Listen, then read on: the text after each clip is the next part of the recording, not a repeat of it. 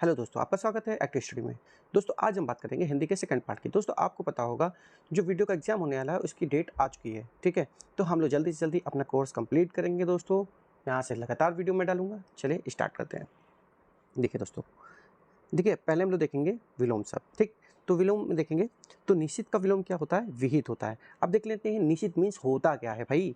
तो जिसका निषेध किया गया हो, जिसका निषेध किया गया हो उसे निषिद्ध कहते हैं, ठीक है। मीन्स क्या होता है इसका? मना किया हुआ या वर्जित हो, ठीक है।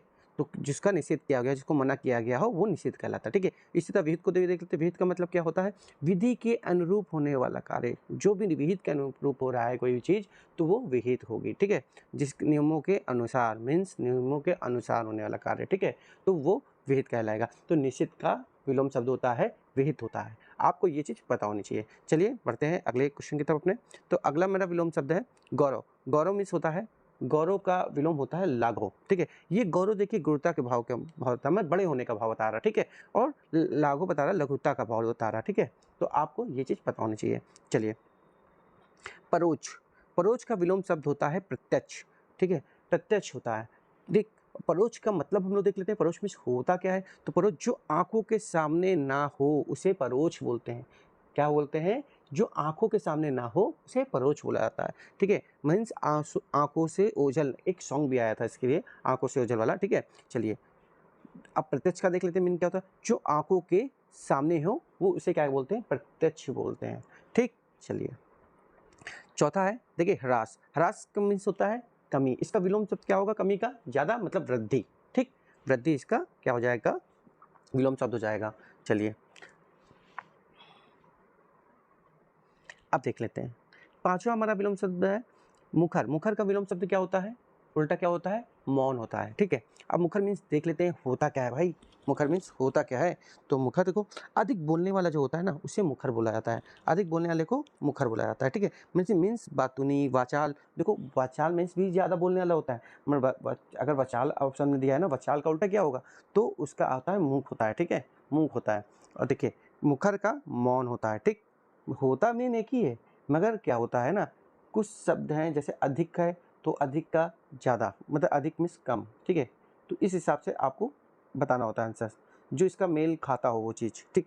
चलिए देखिए मौन मीन्स क्या होता है? चुप से होता है, शांत रहना होता है, ठीक है। चलिए अब देख लेते हैं हम पर्यायवाची। देखो पर्यायवाची बहुत इंपॉर्टेंट है, इसमें बहुत ज़्यादा कंफ्यूजन होती है। आधे लोगों को याद ही नहीं होती, कंफ्यूजन हो जाती है, क्वेश्चन आते हैं तो कि ये किसका होगा, ये किसका होगा। तो ये चीज़ें थोड़ी बहुत आपको लर्न करनी पड़ेगी। लर्न करना है तो करना है। चलिए कमल, कमल का देख लेते हैं। तो कमल आपने बचपन से पढ़ते आए हैं। कमल, कमल का नॉर्मली सभी लोग को याद होगा। जो नहीं याद है वो याद कर लेंगे, ठीक है। इसीलिए मैं 5-5 क्वेश्चन रखता हूँ जिससे आपको दिक्कत ना हो, याद करने में दिक्कत ना हो और सारा धीरे धीरे सारी चीज़ें कंप्लीट भी हो जाए। 5 पर्यायवाची रख दी, 5 विलोम शब्द रख दिए, 5 वर्तनी रख दी, 5 मुहावरे रख दिए, जिससे आपके सारी चीज़ें थोड़ी कवर हो जाएंगी। अब एक साथ में एक विलोम शब्द में याद करते रह जाते तो उसी में महीना भी दिया तो उसमें कोई फ़ायदा नहीं होगा, बाकी सारी चीज़ें छूट जाएंगी हमारी। चलिए इसे आप इसको रिवाइज भी करते रहिएगा। चलिए कमल का देख लेते हैं। कमल का होता है इंदिवर, नलिन, सरोज, राजीव, सत्यजल, ताम्रस, सरसिज, अंबुज, ठीक है, अरविंद, कोकनद, ठीक। ये होते हैं कमल के पर्यायवाची होते हैं, ठीक है। ये तो आपको इंदिवर याद ही होगा, नलिनी याद होगा। देखिए नाम पे ज़्यादा इनके हैं, सरोज, राजीव और अरविंद। ये 3 नाम आप याद रखिएगा, कमल के पर्यायवाची होते हैं, ठीक है। अब देखिए हम बता देते हैं आपको सरोज और सरसिज क्या होता है? तालाब में खिला हुआ जो कमल होता है ना उसे बोलते हैं सरोज या सरसिज बोला जाता है, ठीक है। अम्बुज भी बोला जाता है कमल को। अरविंद में कमल होता है। कोकनद, लाल कमल जो होता है ना उसे कोकनद बोला जाता है, ठीक है, कोकनद। अब देखो एक कमल का पर्यायवाची होता है शायद वो पुंडरीक। पुंडरीक को सफ़ेद कमल बोला जाता है शायद, ठीक है। वो सिंह का भी पर्यायवाची होता है। चलिए अधर्म, अधर्म तो आपको पता ही होगा, ठीक।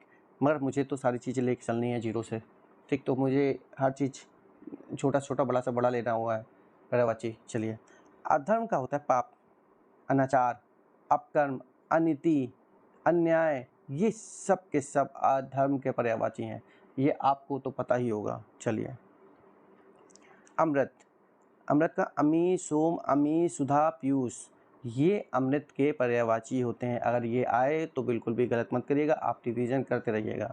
चलिए आकाश का देख लेते हैं, नभ है, अब्र है, दिव्य है, व्योम है, अनंत है, ठीक है। तो ये आकाश के पर्यायवाची हैं। पांचवा देख लेते हैं, जीव। जीव का क्या, प्राणी, प्राण, चैतन्य, जान और जीवन, ये जीव के पर्यायवाची हैं, ठीक है। चलिए मुहावरे देख लेते हैं, मुहावरे लोकोक्ति देख लेते हैं। मुंह लगाना मतलब विशेष संपर्क में रखना, कहते नहीं है उसको तो तुमने मुंह लगा रखा है, मतलब अपने विशेष संपर्क में कर रखा है, ठीक है। अपने बहुत मतलब अपने विशेष संपर्क में रख रखा है उसको, मतलब अपना बहुत याराना बना के उससे रखा है आपने, ठीक है। तो उसको आपने मुंह लगा के रखा है, वो कुछ भी बोल देता है आपको। तो लोग नहीं कह देते हैं कि तुमने तो उसको मुंह लगा रखा है तभी कुछ भी बोल देता है, तो विशेष संपर्क में करके रखा है, ठीक। चलिए, जैसा देश वैसा भेष, परिस्थिति के अनुसार ढल जाना, ये तो आपने सुना ही होगा, ठीक। चलिए, हम हजामत बनाना, हजामत मतलब खूब पीटना, ठीक है। हजामत बनाना मीन्स होता है खूब पीटना, कहते नहीं उसकी तो हजामत बना दी उसने।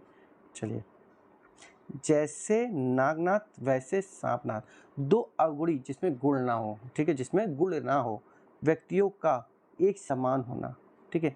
दो व्यक्ति हैं जिसमें गुण नहीं हो, एक समान है, ठीक है, एक समान होते हैं, ठीक। चलिए,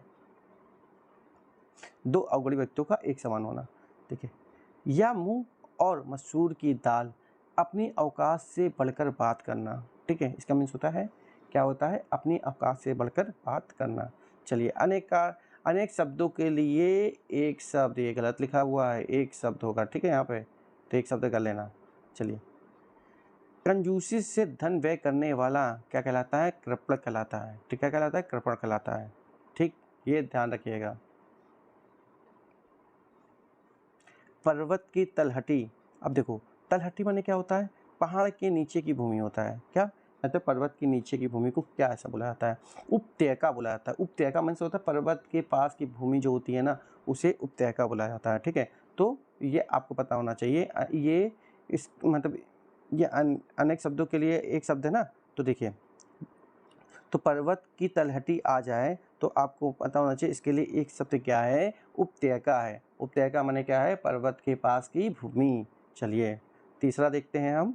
तीसरा क्या है, किसी की सहायता करने वाला सहायक होता है, क्या होता है, सहायक होता है, ठीक। पीढ़ी दर पीढ़ी चला आने वाला, तो ये अन्य यागत होता है, अन्य यागत होता है। जो देखिए, अब इसका मीन्स बता देता हूँ मैं, जो वंश परंपरा से चला आ रहा हो, मतलब पीढ़ी दर पीढ़ी चला आ रहा हो, उसे क्या बोलते हैं, अन्यागत बोला जाता है, ठीक है। चलिए, भला चाहने वाला हितैषी होता है, क्या होता है, हितैषी होता है। चलिए, अब देख लेते हैं हम तद्भव और तत्सम देख लेते हैं। तो देखिए, गधा का गधा का तत्सम क्या होता है, गर्दभ होता है, क्या होता है, गर्दभ होता है, ये आपको पता होना चाहिए। पी का क्या होता है, प्रिय होता है, ठीक है, पी का प्रिय, प्रिय का पी भी होता है, प्रिया भी होता है, ठीक है, प्रिया भी तद्भव उसका होता है प्रिय का, ठीक है। स्नेह का क्या होता है, स्नेह होता है, स्नेह माने क्या होता है, प्रेम होता है, ठीक।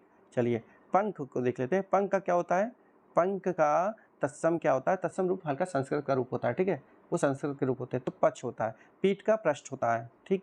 चलिए, वर्तनी देख लेते हैं, ठीक है, वर्तनी देख लेते हैं। तदोपरांत, ठीक है, तदोपरांत ये अशुद्ध शब्द है, ठीक है, ये इसकी वर्तनी अशुद्ध मानी जाती है। मगर हमने कई जगह देखा है, यहाँ तो ऑफिस में भी देखा है, गवर्नमेंट में भी तदोपरांत लिख देते हैं, मगर वो गलत माना जाता है व्याकरण की दृष्टि से। वैसे तो नॉर्मली चल जाता है, तो उसका क्या शुद्ध रूप होता है, तदुपरांत होता है, ठीक है। तदुपरांत में उसके उपरांत, उसके बाद या बाद में होता है, ठीक है। चलिए, तदुपरांत होता है, ये याद रखिएगा। आपको लगेगा ये सही है यार, वो गलत है। चलिए, अब देखिए, अधीन, अधीन अशुद्ध है, उसका मीन्स होता है अधीन, मतलब नीची अवस्था में, मैं इसके अधीन काम कर रहा हूँ, ठीक है, ये इसके अधीन ये चीज़ है, इसके नीची अवस्था में ये चीज़ है। देखो, ये अधीन ऐसे भी लिखा सकता है, बड़ा की मात्रा लगा दे अधीन में, ठीक है, तो ये आपको वर्तनी में दे देंगे, ठीक है। ये देखिए, ये ऐसे दे देंगे आपको, बड़ा का मात्रा लगा देंगे यहाँ पर, ठीक, बड़ी की मात्रा लगा देंगे, फिर बताएंगे अधीन का आप शुद्ध रूप क्या है, इसमें से कौन सा शब्द है जो शुद्ध है, ठीक है। तो आपको अधीन देखना है, बड़ा नहीं होता, छोटा होता है, ये याद रखिएगा। अब देखिए, ये इंपॉर्टेंट है शब्द है चमोत्कर्ष, ठीक है। चमोत्कर्ष का देखिए, ये जो है ना अशुद्ध रूप है, और ये आपका चमोत्कर्ष या इसका शुद्ध रूप है। इसका मतलब क्या होता है, विकास या उन्नति की उच्चतम अवस्था, विकास या उन्नति की उच्चतम अवस्था को चमोत्कर्ष बोला जाता है। अब देख लीजिए, एक एग्जाम्पल ले लेते हैं यहाँ पे। शाहजहाँ के शासनकाल में मुगल साम्राज्य अपने चरमोत्कर्ष पर पहुंच गया, मतलब उन्नति पर पहुंच गया, विकास या उन्नति पर पहुंच चुका था। ठीक है, चलिए। श्रीमती, श्रीमती में देखो ये अशुद्ध है, श्रीमती में हमेशा क्या होता है, बड़ी की मात्रा लगती है ता पर। ठीक है, श्रीमती। अब देखो कालिदास, कालिदास में बड़ी की मात्रा नहीं, छोटी की मात्रा लगती है, कालिदास। ठीक, चलिए दोस्तों, ये था हमारा सेकंड पार्ट। मिलते हैं नेक्स्ट पार्ट में, वो भी मैं अपलोड कर दूंगा जल्दी से जल्दी दोस्तों। और कुछ अब मैं सोच रहा हूँ लिखा हुआ नहीं, हम सोचे टाइप करके डेटा दे तो ज़्यादा बेटर है। ठीक है दोस्तों, और कुछ अलग तरीके से। चलिए मिलते हैं नेक्स्ट वीडियो में। नमस्कार दोस्तों।